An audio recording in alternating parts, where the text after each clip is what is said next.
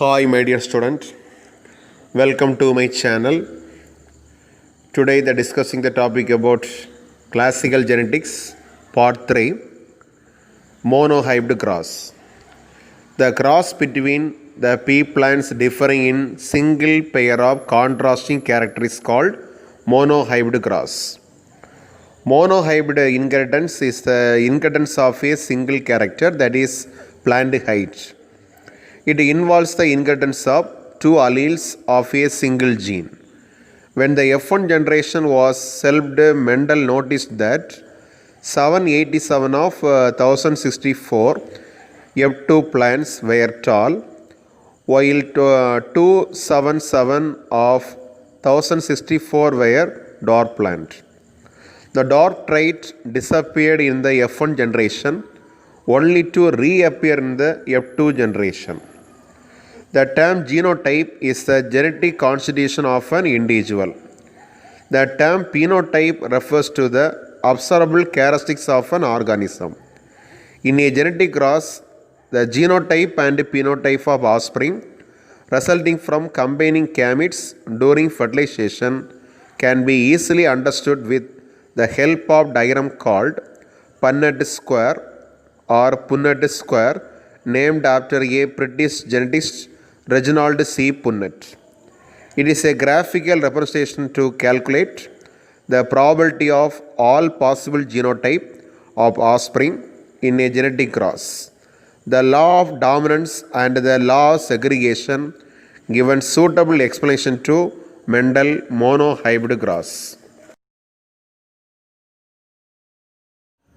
Reciprocal cross. In one experiment, the tall pea plants were pollinated with the pollens from a true breeding dwarf plants. The result was all tall plants. When the parental types were reversed, the pollen from a tall plant was used to pollinate a dwarf pea plant which have only tall plant. The result was the same, all tall plants. Tall female into dwarf male and tall male into dwarf female. Matings are done in both ways, which are called reciprocal cross. The result of the reciprocal cross are the same. So it was concluded that the trait is not sex dependent. The result of Mendel monohybrid crosses were not sex dependent. The gene for plant height has two alleles, tall and dwarf. The phenotypic and genotypic analysis the crosses has been shown by checkerboard method or by fork line method. Actual data obtained by Mendel in his monohybrid cross and certain modern data. Character study about seed form round and wrinkled or rugoses. Second one, cotton color yellow and green. Third one, seed coat color gray and white. Fourth one, pod form inflated or constricted. Fifth one, pod color green and yellow. Flower position axial and terminal. Stem length tall and dwarf or short. Mendel analytical and empirical approaches.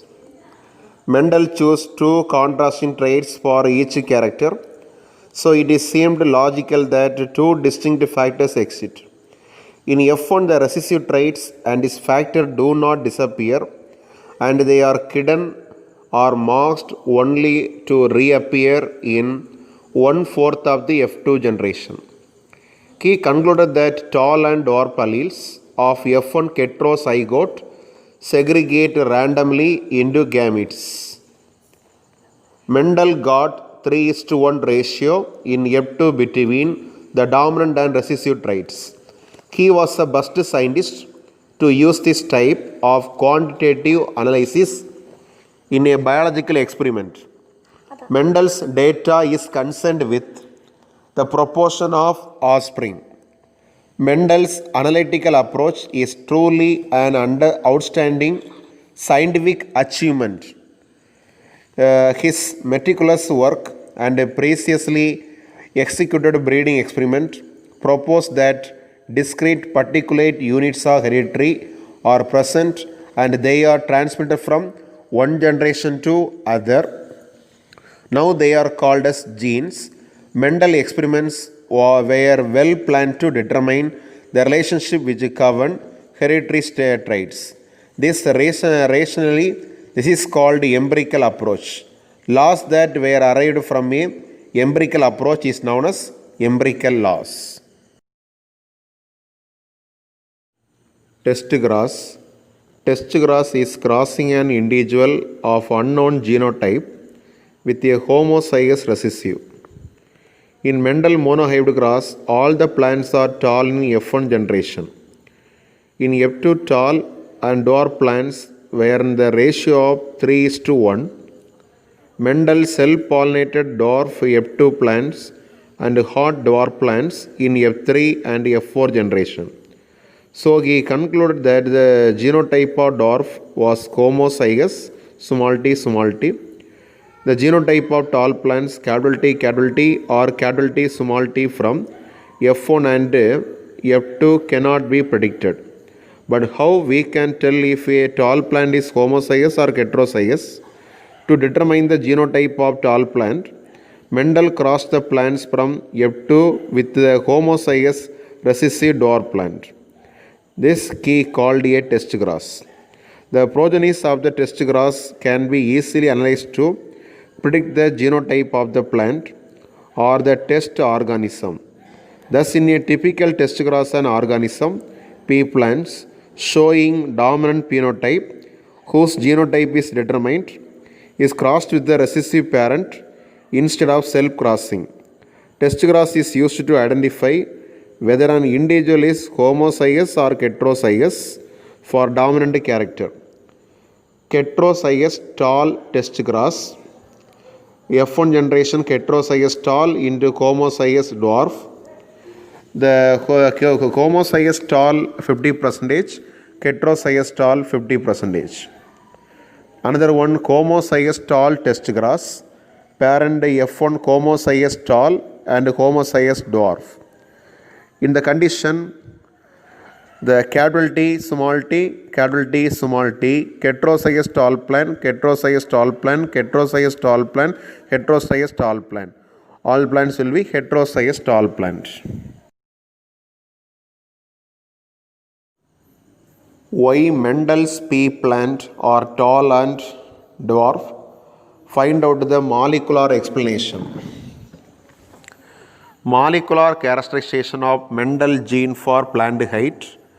The plant height is controlled by a single gene with two alleles. The reason for this difference in plant height is due to the following fact. Number one, the cells of the pea plant have the ability to convert a precursor molecule of gibberellins into an active form, GA1. Second one, tall pea plants have one allele, that is LE, that code for a protein functional enzyme which functions normally in the gibberellin synthesis pathway and catalyze the formation of gibberellins, GA1. The allele is dominant even if it is true LE or single LE, small le. It produces gibberellin, and the pea plants are tall. Dwarf pea plants have two recessive alleles, small le, which code for non-functional protein, hence they are dwarf. Backcross. Backcross is a cross of F1 hybrid with any one of the parental genotype. The backcross is two types. They are dominant backcross, recessive backcross. It involves the cross between the F1 offspring with either of the two parents. When the F1 offsprings are crossed with the dominant parents, all the F2 develop dominant character and no recessive individual are obtained in the progeny. If the F1 hybrid is crossed with the recessive parent individual of both the genotype appear equal proportion, this is cross specified as a test cross. The recessive backcross help to identify the heterozygosity of the hybrid.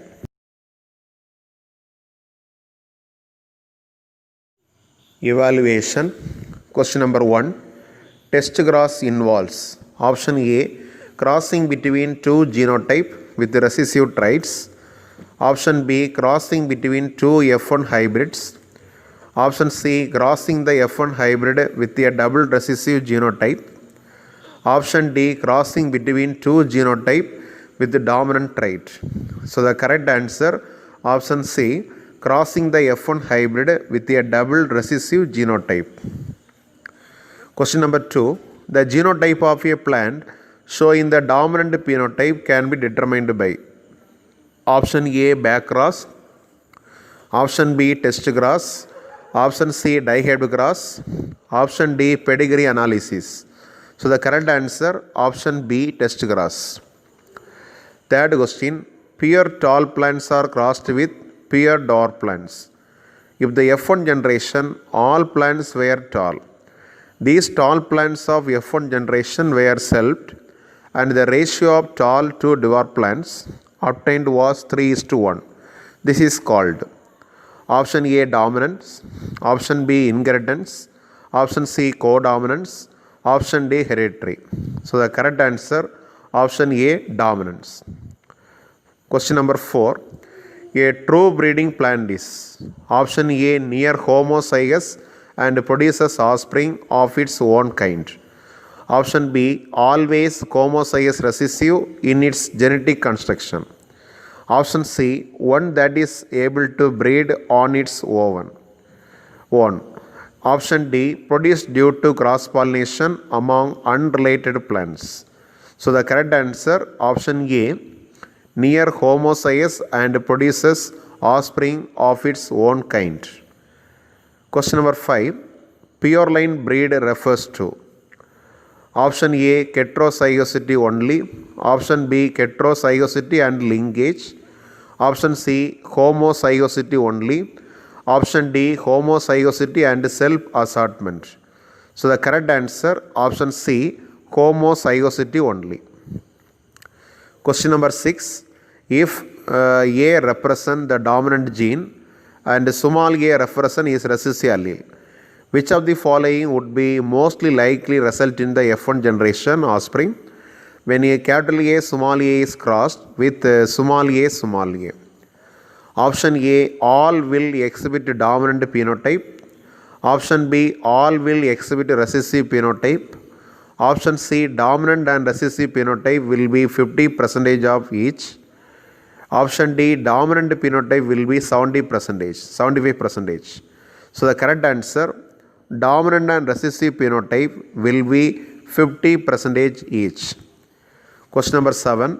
In Pisum sativum, there are 14 chromosomes. How many type of homologous pair can be prepared? Option A, 14. Option B, 7. Option C, 2^14. Option D, 2^10. So the correct answer, option B, 7. Question number 8. What is a backcross? Question number 9. Explain the law of dominance in monohybrid grass.